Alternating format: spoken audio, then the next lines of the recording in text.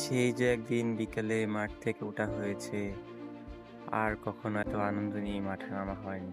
মনে কি পড়ে সেই দিনের কথা, যখন বিকেল হলে আমাদের খেলা শুরু হতো এবং সন্ধ্যা নামা নামা শুরু হয়ে খেলা শেষ হতো, এবং আমাদের মনে হতো আমাদের পড়তে হবে, বাসায় যেতে হবে, সন্ধ্যা হলে পড়া নিয়ে বসতে হবে।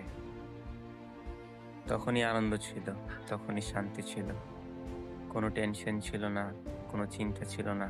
আমরা আসলে সুদিনের অপেক্ষা করতে করতে ভুলেই গিয়েছি আমরা যে দিনগুলো অতিক্রম করে এসেছি সেই দিনগুলো আমাদের সুদিন ছিল।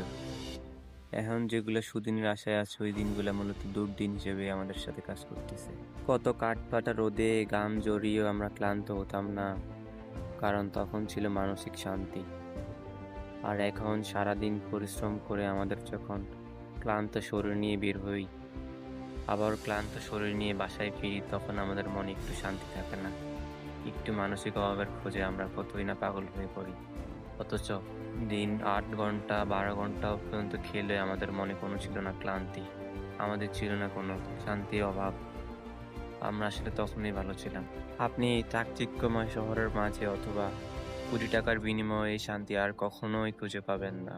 আপনার হয়তো অনেক টাকা থাকতে পারে, একসময় অনেক কিছু হতে পারে, কিন্তু এই প্রশান্তি, এই মানসিক শান্তির যন্ত্রণা আপনাকে কুরে কুরে খাবে সারাটি জীবন, যা আপনি চাইলেও আমরা আর পাবো না।